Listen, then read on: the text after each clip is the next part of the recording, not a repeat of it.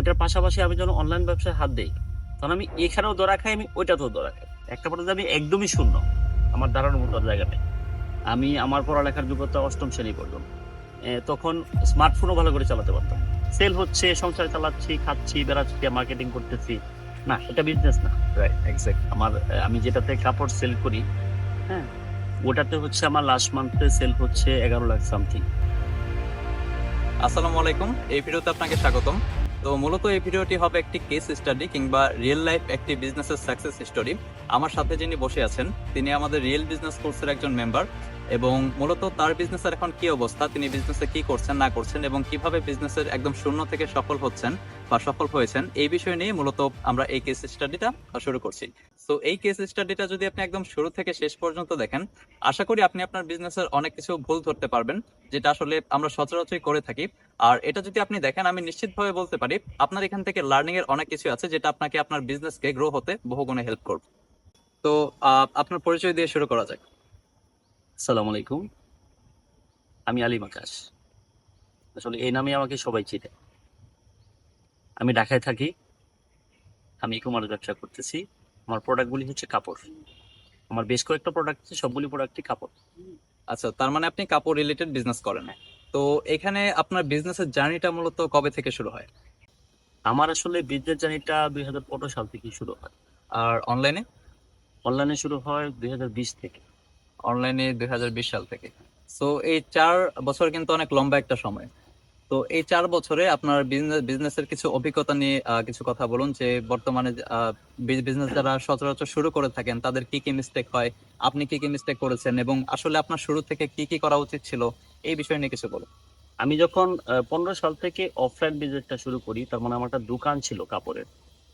আমার home town হচ্ছে মামিসিং।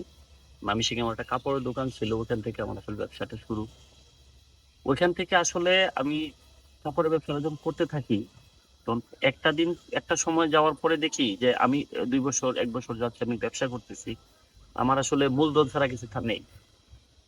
একটা সময় দেখা গেছে যে মাঝখানে আবার প্রবলেম হইলো, বেচা কিন্তু কমে গেল। কমে যাওয়ার কারণে দেখা গেছে যে আমার মূলধন নিয়ে টান দিছে। তো হুট করে মাথায় মাথায় আসলো যে এটার পাশাপাশি কি করা যায়। আমি ওই ব্যবসাটা রেখে ওটার পাশাপাশি কিন্তু অনলাইন ব্যবসাটায় হাত দিই। তো ওইটার পাশাপাশি আমি যখন অনলাইন ব্যবসায় হাত দিই, তখন আমি এখানেও ধরা খাই, আমি ওইটাতেও ধরা খাই। যখন এখানে আমি মনোনিবেশ করি, সময় ইনভেস্ট করি, তখন আমি এটাতেও লস খাই, ওটাতেও লস খাই। একটা পর্যায়ে আমি শূন্য, একটা পর্যায়ে আমি একদমই শূন্য, আমার দাঁড়ানোর মতো আর জায়গা নেই। তো যেখানে হারাইছে সেখানেই খুঁজতে হবে। আমি আবার উঠে দাঁড়ানোর চেষ্টা করলাম। আবার এই প্রোডাক্টগুলি আমি অনলাইনে বেচা শুরু করলাম, কাপড়গুলি। কোনোভাবেই বুশ চালাচ্ছি, বুশ করতেছি, কোনোভাবেই কোনো সেল পাচ্ছি না। কাস্টমার নক করতেছে না, নানান প্রবলেম। কি করা যায়? মানুষের সাথে আলোচনা করি, আরো যারা ব্যবসা বাণিজ্য করে ওদের কাছে যাচ্ছি। কেউ ভালো বুদ্ধি দিচ্ছে, কেউ খারাপ বুদ্ধি দিচ্ছে না, কেউ দিচ্ছে ওটা আমার ভালো লাগতেছে না, বা কেউ হেল্প করতে চাচ্ছে কিন্তু কারো সাহায্যও নিচ্ছে একটা সময়, কিন্তু সেখানেও কিছু পাচ্ছি না। তো এই করতে করতে আসলে 2000 সালের 2000-এর পরে মে মাসে আমার আসলে টার্নওভারটা শুরু হয়। 2020 সাল নিয়ে। হ্যাঁ, টার্নওভারটা শুরু হয়। তো আমার একটা ফ্রেন্ড আছে, ও ঢাকায় থাকে। তো ও আমারে বললো যে তুই ভালো একজন ফ্রিল্যান্সারের সাথে দেখা কর, ওর সাথে একটা কনসাল্ট কর। এখন এরকম আসলে তো অনেকেই দেখা যায়, অনেকেরই ফেসবুকে পাই। এখন কার কাছ থেকে কি পাবো, বা তার ভিতরে কতটুকু মেধা আছে সেই বা কতটুকু জানে, কি করি। এই করতে করতে আসলে আরো একটা বছর পার হয়ে যায়, 2021। 2022-এর মূলত ফেব্রুয়ারি মাস থেকে আমার টার্নওভারটা শুরু হয়। সো আপনার বিজনেসের টার্নওভার কিংবা বিজনেসটা যখন আপনি শুরু করলেন, আচ্ছা এই শুরু করার আগে কিছু কথা বলি। আসলে আমরা বিজনেসটাকে না আসলে জবের মতোই দেখতে চাই, যে বিজনেসটা সোজাভাবে যেতে থাকবে। আপনি একটা নির্দিষ্ট স্যালারি পেলেন, সেম স্যালারি আপনার চলতে থাকবে বছরের পর বছর। বাট বিজনেস কিন্তু it's not like that. Business আপনার আপ হবে, কখনো ডাউন হবে, কখনো আপ হবে, কখনো ডাউন থাকবে, ঠিক আছে? সো এটা আসলে বিজনেসের ক্ষেত্রে হয়, কিন্তু এখানে যারা ডাউনে যায়, যারা এখান থেকে একদম উঠতে না পারে, তারা আসলে বিজনেসটাকে একদম নেগেটিভলি নেয়, এবং যারা বিজনেস শুরু করতে চায় তাদেরকে আসলে ডিমোটিভেটেডই করে। কিন্তু আসলে যারা সঠিক একটি মাইন্ডসেট নিয়ে আগায়, তারা ডাউনে থাকলেও বিজনেসের উপরের দিকে উঠতে পারেন। যেমন আমার সাথে যিনি আছেন, তিনি বিজনেসে বারবার ডাউন খাওয়ার পরও কিন্তু তিনি বিজনেস নেভার গিভ আপ মোডে গিয়েছেন, এবং হাল না ছেড়ে তিনি তার গোলের দিকে এগিয়ে গিয়েছেন। সো আপনি যখন বিজনেসটা শুরু করলেন তখন কি আপনি নিজেই ক্যাম্পেইন চালাতেন নাকি অন্য কাউকে দিয়ে করাতেন? না, আমি অন্য কাউকে দিয়ে করাইতাম। আর এটার কারণ হচ্ছে আমি খুব একটা পড়ালেখাও করি নাই। ব্যবসা করতে হলে যে খুব পড়ালেখা জানতে হবে এমনও কোনো কথা নাই। আসলে আপনার ইচ্ছাটা সৎ থাকতে হবে। মনোবলটা সঠিক থাকতে হবে। হ্যাঁ? আমি আমার পড়ালেখার যোগ্যতা ৮ম শ্রেণী পর্যন্ত। হ্যাঁ? তখন আসলে আমি তখন স্মার্টফোনও ভালো করে চালাতে পারতাম না। আচ্ছা, তো এখানে অ্যাকচুয়ালি কিছু কথা বলি। আসলে আমরা যারা মনে করি যে অনলাইনে যারা বিজনেস করছেন, এখানে আসলে আমাদের অনেক হায়ার এডুকেশন দরকার বা আমাদের প্রচুর শিক্ষিত হতে হবে। বাট এটা আপনারাই দেখে নেন যে আপনাদের অ্যাকচুয়ালি এতটা শিক্ষিত হওয়া লাগবে কিনা বা এই কথাটা কতটুকু বাস্তব। যে আপনি যদি কিছু করতে চান, আপনার এখানে এডুকেশন কোনো কিছুই ম্যাটার করে না, আপনার ইচ্ছা শক্তিটাই মেইন। তো আঙ্কেল, আপনার মূলত অনলাইন বিজনেসের সাকসেস জার্নিটা শুরু হয় 2022-এর প্রথম থেকে। হ্যাঁ, মূলত আপনি মেনশন করেছিলেন 20 সাল থেকে অনলাইন বিজনেস শুরু করেছিলেন। হ্যাঁ, সো সাকসেসের ওই হিসাবটাই ধরি, যেহেতু 22 থেকে আপনি ভালো করছেন। তো 22 থেকে এই 24 মূলত 1 টু মোটামুটি 2.5 বছরের মতো। আজকে এই সময় যখন আমরা শুট করছি তখন হচ্ছে জুন মাস। সো এই 2.5 বছর সময় আপনার বিজনেসের ভালো দিক, খারাপ দিক এবং আপনার কেমন অভিজ্ঞতা হয়েছে এই বিষয়ে নিয়ে কিছু কথা বলুন। আসলে অনলাইন ব্যবসার শুরুতে আমার আসলে মেন্টু বুস্টিং দিয়েই শুরু হয়। তখন আসলে এখন যেরকম অনেক কিছুই মানে ফেসবুকের আপডেট হয়েছে, অনেক কিছুই আপডেট হয়েছে, এগুলি জানতামও না, বুঝতামও না। যাদেরকে নিয়ে কাজ করতাম, আমার টিম মেম্বার ছিল, ওরাও আসলে এগুলি বুঝতো না। ওই ওই স্পেশালি সময় ফানেল যেগুলোকে হ্যাঁ, বলে। ফানেল তো আমি নামই শুনি নাই তখন। তখন শুধু বুঝতাম ডলার স্পেন্ড করো আর সেল করো। হুম। হ্যাঁ? তো আসলে ঢাকায় থেকে আমার একটা আপুর সাথে পরিচয় হয়। সেটা অনলাইনে পরিচয় হয়, ফেসবুক থেকে পরিচয় হয়। উনার সাথে পরিচয়টা আমার এখনো আছে। হ্যাঁ? তো উনি মূলত আমার পেজ সেটআপ, আমার বুস্ট, হ্যাঁ? সবকিছু উনিই করে দিতেন। তো ওইখান থেকে আসলে সেল পাইতাম না ঠিক এরকম না। কিন্তু আমার যে লক্ষ্যটা ছিল, ব্যবসা হচ্ছে ব্যবসা, একটা লক্ষ্য থাকতে হবে। হুম, বিজনেস গোল যেটাকে হ্যাঁ, বলে। একটা লক্ষ্য থাকতে হবে। না হলে আপনি আগাইতে পারবেন না। সেল হচ্ছে, সংসার চালাচ্ছি, খাচ্ছি, বেড়াচ্ছি, মার্কেটিং করতেছি। না, এটা বিজনেস না। Right, exactly. এটা ব্যবসা না। আমার লক্ষ্য থাকতে হবে যে আমি এই প্রোডাক্ট নিয়ে কাজ করতেছি। আমার প্রোডাক্টটা থেকে আমি এই পরিমাণ, আমি এই জায়গায় যাবো। আমার প্রোডাক্টটাকে আমি এই জায়গায় নিয়ে যাবো। বা আমার এই ব্র্যান্ডটাকে আমি সারা বাংলাদেশে মানুষজন এক নামে চিনে। হ্যাঁ? মানুষজন এটার প্রতি একটা মানে এক নাম বললেই যেন চিনে যে এটা এই অমুক নামের ব্র্যান্ড। তো আসলে ওই জায়গায় যেতে হলে আসলে যেটা করতে হবে, তো ওই জায়গায় যাওয়ার জন্য আসলে আমার যে প্ল্যানটা ছিল, আমার এখনো সেল আছে। আগেও সেল ছিল। এখন আর সেলের সাথে আগের সেলটা হচ্ছে রাত আর দিন। রাত আর দিন। আগে সেল হইতো, বুস্ট করতাম ২টা, ৪টা, ৫টা।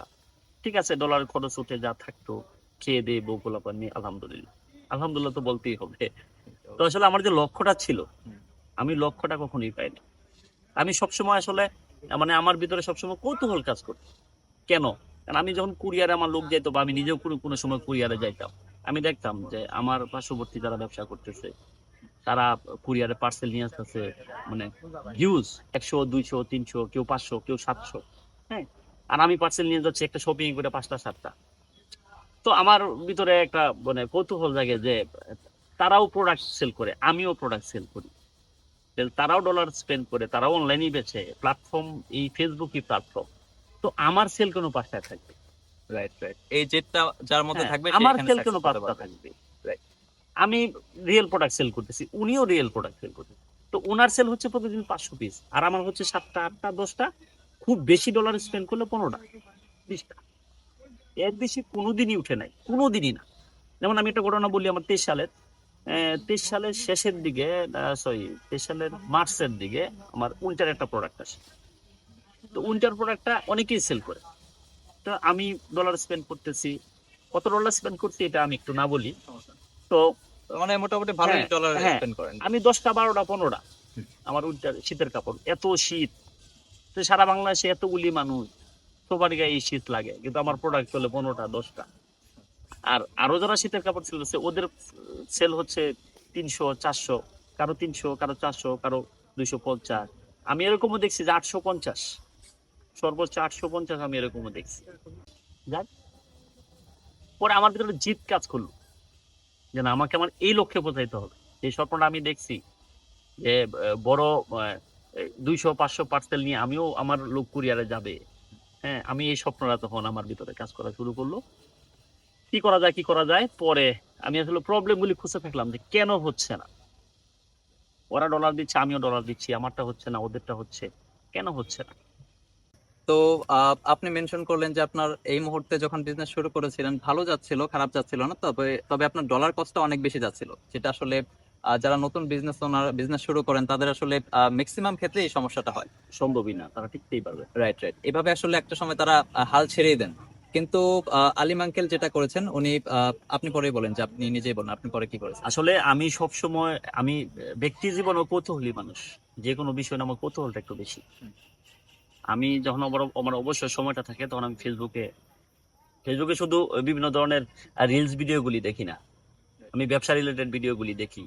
কার প্রোডাক্ট কি, কে কেমন সেল করতেছে, কার কেমন ভিউজ হচ্ছে, কার কেমন রিচ হচ্ছে, কে কি প্রোডাক্ট সেল করতেছে, এই ধরনের প্রোডাক্ট আরো কেউ সেল করতেছে কিনা। আমি এগুলো সবসময় স্টল করি। তো এগুলি খুঁজতে খুঁজতে একটা সময় অমিত ইন্টারন্যাশনাল নামে একটা ভিডিও আসে। তো ভিডিওটা দেখে আমার প্রথম মানে কৌতূহলটা জাগে না আসলে। আচ্ছা শুনি পুরা ভিডিওটা দেখি কি বলে, বাচ্চা মানুষ, কয়দিনের বয়স, হাঁটুর বয়সের পোলাপান, কি হয়। তো বেসিক্যালি আমার বড় মেয়েটা বেঁচে থাকলে হয়তো ওর সমবয়সী থাকতো এখন, বা 1-2 বছর জুনিয়র থাকতো। তো এই ছেলে এত জ্ঞান দিচ্ছে, এখান থেকে কি বা পাবো, কি আসয়। আচ্ছা প্রথম দিন টাচ করলাম ফেসবুকের নিয়ম যেটা, কোনো ভিডিওর প্রতি আকৃষ্ট হলে বা 1-2 বার দেখলে পরের দিন আবার এটাই আসে। হুম, হুম। হ্যাঁ, তো পরের দিনও সেম টাইম এই ফেসবুকের উপর ঘাটতেছিলাম, তখন এই ভিডিওটা আবার। তো ওদিন আমি একটু মনোযোগ সহকারে দেখলাম, আবার ওয়েদারটা একটু ঠান্ডা ছিল, তা বারান্দা বয়ে ভালো করেই দেখলাম একদম মনোযোগ সহকারে। তো আমার কাছে মনে হলো আচ্ছা ঠিক আছে, এত কিছু যখন বলতেছে, তো তাহলে কি আমার সেলটা না হওয়ার কি এগুলোই কারণ? এটাই কি ওদিন আমার জানা ছিল না? আচ্ছা ঠিক আছে, দেখি না কি হয়। তাই আমি আসলে ওদের পেজে নক করি, ওদের সাথে কন্ট্যাক্ট করি, অমিতের সাথে কন্ট্যাক্ট করি। তো ওর ভয়েস টোন শুনে আমার মনে হচ্ছিল যে এই বাচ্চা ছেলের সাথে আমি কি কাজ করবো, বাবু আমার কি জ্ঞানটা দিবে, তো আবার ব্যবসা বিষয়। রাইট, এখানে একটা কথা বলি। আপনি যেটা বললেন আসলে এটা আসলে অনেকেরই কিউরিওসিটি থাকে যে আসলে আমি কি শেখাবো, বা আমার ভিতরে কি আছে যে আমার বিজনেস আছে কিনা, যে আমি আপনাদের জ্ঞান দিচ্ছি এগুলো আসলে আপনাদের কাজে লাগবে কিনা। আমি মেইনলি 2020 সাল থেকে ডিজিটাল মার্কেটিং এর সাথে যুক্ত ছিলাম এবং স্টিল এখনো আছি। সো এই লম্বা 4 বছর সময়ের মধ্যে গ্লোবালি এবং ইন্টারন্যাশনালি শত শত প্রজেক্ট কমপ্লিট করা হয়। সো এই প্রজেক্ট কমপ্লিট করার পর মেইনলি ইন্টারন্যাশনালি আমার বেশি কাজ করা হতো এজ এ ফ্রিল্যান্সার, বাট যখন দেখলাম যে বাংলাদেশে বিজনেস ওনার বাড়ছেন লাইক আলিম আঙ্কেল, সো ওনাদের আসলে ভালো একটা সাপোর্ট প্রয়োজন। সো আমি আসলে আমি ফ্রি কোর্স লঞ্চ করলাম প্রথমত, যে কিভাবে ফানেল গুলো কাজ করে, কিভাবে বিজনেসটাকে স্কেল করতে হয়। সো ওইখান থেকে মেইনলি একটা ভিডিও ওনার সামনে যায় এবং উনি হয়তোবা সেই ভিডিওটা দেখেছিলেন ফানেল সম্পর্কে, সেলস ফানেল। তো আঙ্কেল আপনি মেইনলি আমাদের রিয়েল বিজনেস কোর্স প্রোগ্রামটিতে কবে জয়েন করেন বা কতদিন 4 হলো? মাসে একটু বেশি হলো। 4 থেকে 5 মাসের ভেতর। হুম।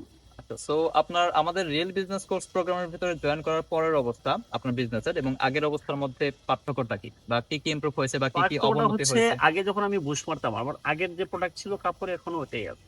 তো আগের প্রোডাক্টের সাথে এখন আর শুধু চেঞ্জটা হচ্ছে আমার মার্কেটিংটা আমার চেঞ্জ হয়েছে, প্রোডাক্ট কিন্তু মার্কেটিং ওইটাই রয়ে স্টাইল। গেছে। হ্যাঁ, মার্কেটিংটা চেঞ্জ হয়েছে। যেমন আগে যখন আমি বুশ মারতাম, এই বুশটা আমার গাড়ির ড্রাইভারের কাছেও যাইতো, বাসার কাজের বউয়ের কাছেও যাইতো, যে ব্যাংকে জব করে তার কাছেও যাইতো, যে শিল্পপতি তার কাছেও যাইতো। রাইট। তাহলে আমার কাস্টমার কে? আমার যে প্রোডাক্ট, এটা একজন শিল্পপতি কিনবে না। অবভিয়াসলি আমি আমার ডলার মার খাচ্ছি, আমার খরচ বাড়তেছে, আমার সেল নাই।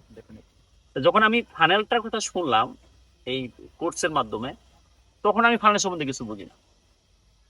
কিন্তু আমি যখন বুঝলাম যে ফানেল হচ্ছে, এই ফানেলটা আমাকে রিয়েল আমার যে প্রোডাক্ট মানে প্রোডাক্ট রিলেটেড যে আমার বায়ার, সে বায়ারটা আমাকে ফানেল কিন্তু এনে দিবে। এতে করে আমার ডলার স্পেন্ডটাও কম হবে। ডলার যখন কম হবে তখন আমার অবভিয়াসলি লাভ বেশি, এক্স্যাক্টলি। সেলটাও বাড়বে। রাইট। আমি যদি দেখা গেছে আমি যদি এখন কথার কথা একটা ঘড়ি সেল করি হুম। অথবা একটা টুপি সেল করি, হুম। হ্যাঁ, এখন টুপির আমার বায়ার কে? মুসলমান দেশ, সবাই বায়ার না? সবাই বায়ার না। টুপির প্রতি কারা আকৃষ্ট বেশি হয়? যারা একটু আল্লাহওয়ালা, 5 ওয়াক্ত নামাজটা একটু বেশি পড়ে, হ্যাঁ, একটু হুজুর টাইপের, হ্যাঁ, তারা কিন্তু টুপির প্রতি আকৃষ্ট বেশি হয়। হ্যাঁ, এটা আমি কাউকে ছোট করতেছি না, না। ঠিক আছে, আমি শুধু বোঝাচ্ছি। তো তো এই লেভেলের ফানেল করে যদি আমি এই কাস্টমার গুলিকে একসাথে করতে পারি, দেখা গেছে যে আমি এক ফানেল করে 10 লক্ষ বা 5 লক্ষ মানুষ একসাথে করছি, যারা এটার প্রতি তারা একটু আসক্ত বেশি, হ্যাঁ, বা অনলাইন থেকে এরা কেনাকাটা করে বেশি। এটা কিন্তু ফানেলের মেইন কাজ। আমি যদি ওই ওয়েতে বুঝটা করি তাহলে আমার ডলারটা নষ্ট হচ্ছে না, ওই যে গাড়ির ড্রাইভারের কাছেও যাচ্ছে না, বাসার কাজের বুয়ার কাছেও যাচ্ছে না, আবার এই শিল্পপতির কাছেও যাচ্ছে না, মানে আমার রিয়েল বায়ারের কাছে মানে যাচ্ছে। 100% টার্গেট হ্যাঁ অডিয়েন্সের কাছে যাচ্ছে। হ্যাঁ ইভেন হ্যাঁ যারা আপনার প্রোডাক্ট সম্পর্কে আনএওয়ার ছিল তাদেরকে হ্যাঁ। অ্যাওয়ার করে আপনি পারচেজ যেমন করান। আমার উইন্টার যে প্রোডাক্ট গুলি ছিল, উইন্টার প্রোডাক্ট আমার কে কিনবে? হুম। 20 থেকে 35, আমার যে প্রোডাক্টের কোয়ালিটি বা ধরন যে ডিজাইন, 20 থেকে 35 উইমেন। তো এখন আমি যখন আগে বুশ মারতাম তখন আমি সবার কাছে যেত, নারী পুরুষ সবার কাছে যেত, আমার সেল হইতো। এখন আমি ফানেল করে আমার শুধু যাচ্ছে, শুধু আমার যে বায়ার, হুম। আমার এই প্রোডাক্টটা কারা কিনবে, কাদের দরকার, শুধু তাদের কাছেই তাদের যাচ্ছে। কাছে তো যাচ্ছে, পাশাপাশি যারা আপনার হ্যাঁ প্রোডাক্ট আপনার ব্র্যান্ড সম্পর্কে আনএওয়ার ছিল তাদের অ্যাওয়ার করে আপনি বেশি সেল হ্যাঁ। করতে পারছেন পানেলের মাধ্যমে। আর আচ্ছা। এই কাজটা আসলে আমি ধন্যবাদ দিব ওমেন ইন্টারন্যাশনালকে। আর হয়তো সৃষ্টিকর্তা হয়তো আমার প্রতি রাজি খুশি থাকলে হয়তো আর যদি আরো আগে ওমেন ইন্টারন্যাশনালের সন্ধান পাইতাম, বা এদের সাথে এদের এরকম কোন সংস্থার সাথে যদি আমার আরো আগে পরিচয় হইতো, আজকে হয়তো আমার অবস্থান আরো ভালো হতো। রাইট, 100%। সো তার মানে আপনি আপনার বিজনেসের আগে যখন ডলার বেশি খরচ হতো, হিউজ ডলার খরচ হতো, আপনি মেনশন করেছেন। সো আপনার এখন আমার ইনকামের সিংহভাগ চলে যেত ডলারে। সো আপনার অমিত ইন্টারন্যাশনালের কিছু ভালো দিক এবং খারাপ দিক বলতে পারেন। ভালো খারাপ দুইটাই বলেন, যে আপনার জয়েন করার আগের অবস্থা এবং জয়েন করার পর আপনার বিজনেসের অবস্থা কি, বা আপনি যে পানেল শিখেছেন আমাদের হেল্প এবং সাপোর্টে আপনি কতদূর আগাচ্ছেন, বা কি কি পাচ্ছেন না বা পাচ্ছেন, সেই সম্পর্কে কিছু বলুন। আসলে কোনো সংস্থাই খারাপ না। এখন হিসাব হচ্ছে যে আপনি যখন কোনো ক্লাসে ক্লাস করবেন, শিক্ষক কিন্তু আপনাকে শিখাবে। হুম। আপনি যদি সেটা আপনার ব্রেনে কেস করতে না পারেন, সেটা আপনার প্রবলেম, শিক্ষকের না। হ্যাঁ, এখন অমিত ইন্টারন্যাশনাল আসলে খারাপ দিক আমি এখন পর্যন্ত পাই নাই। আমার ভিতরে ইচ্ছা শক্তিটা ছিল। আমি আগেই বলেছি আমি কৌতূহলী মানুষ। আমি দিন রাত পরিশ্রম করছি, ভিডিও ডাউনলোড করি, একই ভিডিও আমি বারবার দেখছি।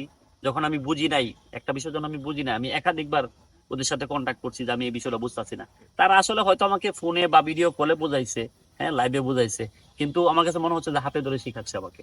আমি যেন বারবারই ধন্যবাদ দিব যে আমি আসলে পড়ালেখা না জানা সত্ত্বেও এখন আমি আমি বলছিলাম একটু আগে যে আমি স্মার্টফোন চালাতে পারতাম না, এখন আমি কম্পিউটার অনেক কাজ পারি, ভিডিও এডিটিং শুরু করে আমি এখন অনেক কিছুই পারি। আচ্ছা। সো আগে আপনি মেনশন করেছিলেন যে আপনার হিউজ পরিমাণে একটা ডলার খরচ হতো, আপনার অ্যাড কস্ট আপনার প্রফিটের থেকে অ্যাড কস্টই বেশি চলে যেত ম্যাক্সিমাম ক্ষেত্রে। সো আমাদের রিয়েল বিজনেস কোর্স প্রোগ্রামটিতে জয়েন করার পর থেকে আপনার বিজনেসের এখন কি অবস্থা? তো আপনি লাস্ট 1 মান্থে কতগুলো পার্সেল ডেলিভার করেছেন এবং কত লাস্ট টাকা মান্থে আমার ডেলিভার আসলে করেছেন? কুরিয়ার প্যানেল 2টা প্যানেল। আমার আমি যেটাতে কাপড় সেল করি, হ্যাঁ, ওটাতে হচ্ছে আমার লাস্ট মান্থে সেল হচ্ছে 11 লাখ সামথিং। 11 লাখ টাকা সামথিং। হ্যাঁ, তো ওখানে আমার টোটাল পার্সেল গেছে হচ্ছে 1600 1645 বা 50 এরকম। 1645 বা 50। হ্যাঁ, ওখান থেকে আমার রিটার্ন পার্সেল হচ্ছে 250। আচ্ছা, তো আঙ্কেল আমরা জানলাম যে আমাদের রিয়েল বিজনেস কোর্স প্রোগ্রামে জয়েন করার পর আপনার মার্কেটিং স্ট্র্যাটেজি ঠিক করলেন, আপনার বা ফানেল ঠিক করলেন, একই কথা আপনার কাস্টমারের অ্যাভাটার ঠিক করলেন, আমাদের সাপোর্টে আপনি ভালো এগিয়ে গিয়েছেন। বাট মানুষের মনে একটা কিউরিওসিটি জাগতেই পারে যে আপনি ফানেল অ্যাপ্লাই করার পর অ্যাকচুয়ালি আপনার কেমন অ্যাড কস্ট কমেছে, বা আগে কেমন অ্যাড কস্ট যেত প্রতি সেলের পেছনে, এখন কেমন যাচ্ছে? আগে যেমন $12 $13 খরচ করে আমার যে সেলটা আসতো, ফানেল করার পর এটা আমি এখন $2.5 এটা আমার হয়ে যাচ্ছে। Exactly, this is the power of sales funnel. So আসলে যারা নতুন বিজনেস শুরু করতে চাচ্ছেন আসলে তাদেরকে আপনি ফানেল করতে, ফানেলটা হলে সুবিধা কি, আপনার সেল কম আসলেও আপনার কিন্তু কস্ট কমে যাচ্ছে, লসটা গুনতে হচ্ছে না, আপনি দিন শেষে জোরে পড়বেন না। আপনি এই ই কমার্স বিজনেস থেকে আপনি জোরে পড়বেন না, অনলাইন বিজনেস থেকে আপনি জোরে পড়বেন না। Right, right. হ্যাঁ, অ্যাকচুয়ালি আপনি একদিনে আপনার 20 লাখ টাকা আর্নিং করার থেকে আপনি যদি ফানেলে আপনার ডেইলি আপনার 10,000 টাকা সেল হয়, আপনি লং টার্মে আগাতে পারবেন। ঠিক আছে। সো অ্যাকচুয়ালি আঙ্কেল যারা নতুন বিজনেস শুরু করতে চাচ্ছেন তাদেরকে আপনি কি কি পরামর্শ দিবেন? প্রথমত পরামর্শ আগে লক্ষ্য ঠিক করো, লক্ষ্য ঠিক করো, উদ্যোগী হও, চেষ্টা থাকো। হ্যাঁ, তুমি লস খেতেই পারো। জীবনের লক্ষ্য যদি বানাও যে আমি এই প্রোডাক্টটা নিয়ে, প্রোডাক্টটা যদি তোমার ভালো প্রোডাক্ট হয়, প্রোডাক্টটা ইউনিক প্রোডাক্ট হতে হবে। হ্যাঁ, যে আমি এই প্রোডাক্টে আমি এই জায়গায় যাব। এখন আমার লক্ষ্য যদি থাকে আমি কোথায় যাব, লন্ডন, তাহলে আমি কোনো না কোনো ভাবে কিন্তু আমি সিঙ্গাপুর বা অন্য কোথাও যাই, হয়তো একটা সময় যাই তো যেতে পারবো, কারণ আমি নদী পথে যাই আর আঘাত করে যেতে পারবো, কিন্তু এক্স্যাক্টলি, কারণ আমার লক্ষ্য যদি থাকে বাড়ি থেকে আমি ঢাকা পর্যন্ত যাবো, তাহলে তো হবে না। লক্ষ্য বিজনেস বড় গোল থাকতে থাকাটা হবে। মাস্ট। হ্যাঁ, লক্ষ্য থাকতে হবে, লক্ষ্যর পাশাপাশি চেষ্টা থাকতে হবে। তারপর হচ্ছে ডিজিটাল মার্কেটিংটা জানতে হবে। আমি যে প্ল্যাটফর্মে সেল করব, সাপোজ আমি এটা বাজারে গেছি মাছ নিয়ে, আমি যদি সেই মাছটাও সেল করতে যাই, আমাকে মাছ বাজারে যেতে হবে, তার মানে ওটা হচ্ছে মাছ বাজারের প্ল্যাটফর্ম, মাছ বিক্রির প্ল্যাটফর্ম, তাই না? অনেক মাছ যদি আমি পার্কে নিয়ে বসে থাকি আমার মাছ কিন্তু কেউ sell করতে না। কিনবে না, তাই না? এই অনলাইন বিজনেসটা হচ্ছে এরকম, আমি যে প্ল্যাটফর্মে ব্যবসা করব এই প্ল্যাটফর্ম সম্বন্ধে আমাকে জানতে হবে, বুঝতে হবে, শিখতে হবে। আসলে এই তারপর জায়গাটায় যারা নতুন শুরু করেন তারা আসলে শিখতে চান না, তারা ভাবেন যে একজন বিজনেস শুরু করলো সে আজকে যদি আপনি মনে করেন যে আলিম আঙ্কেল সেল করছে মাসে 11 লাখ টাকা, আপনিও সেম কাপড়ের ব্যবসা করে সেল করে ফেলবেন, সেটা ভুল। উনি এখানে ফেল করেছেন, লার্ন করেছেন, ঠিক আছে, তিনি তারপর উঠে দাঁড়িয়েছেন, ঠিক আছে। তো আপনি যদি মনে করেন যে আমি এই কেস স্টাডিটা দেখে আসলে কোনো কিছু না জেনে শুনে শুরু করব, আপনি কিন্তু এখানে ফেল করবেন। সো এই জন্য উনি যেটা মেনশন করলেন, প্রথমত আপনাকে লার্ন করতে হবে। তো thank you so much Alim uncle, এত শত ব্যস্ততার মাঝেও আমি জানি আপনি অনেক বিজি মানুষ, এই কেস স্টাডিতে আসার জন্য আপনাকে অনেক ধন্যবাদ। আমি দোয়া এবং শুভকামনা করি যে ইনশাল্লাহ আপনি নেক্সট মান্থে যেন আপনার এই বিজনেসটাকে আপনি 5 গুণ এগিয়ে নিতে পারেন। বা এখন যেহেতু আপনি 11 লক্ষ টাকা সেল করছেন, নেক্সট মান্থে আপনার সেল আমি 50 লক্ষ টাকা দেখতে চাই। এবং এটা কিন্তু পসিবল না? আপনি হ্যাঁ, কতটুকু কনফিডেন্ট, আপনি বলেন। আপনি পানেল শিখে আমাদের আসলে যেহেতু রিয়েল বিজনেস করতে অভিজ্ঞতা একজন আসলে মেম্বার। সবচেয়ে ভালো দিকটা হচ্ছে এটা যে ওরা শুধু একজনকে শুধু কোর্সটা শিখাচ্ছে ঠিক এরকমই না, কোর্স শেখার পরেও যে সাপোর্টটা আমি পাইছি, আমি এখনো, উনি সামনে আছে আমার, আমি এখনো যে পরিমাণ সাপোর্ট পাচ্ছি, এটা না পেলে হয়তো আমার এই জার্নিটা এত ভালো হইতো না, হয়তো এতটা ভালো হইতো না। তো আমি আসলে অমিত ইন্টারন্যাশনাল প্রতি কৃতজ্ঞ এবং কৃতজ্ঞ থাকবো এবং আশা রাখবো যেন সামনের দিনগুলোতেও আমার পাশে থাকার জন্য।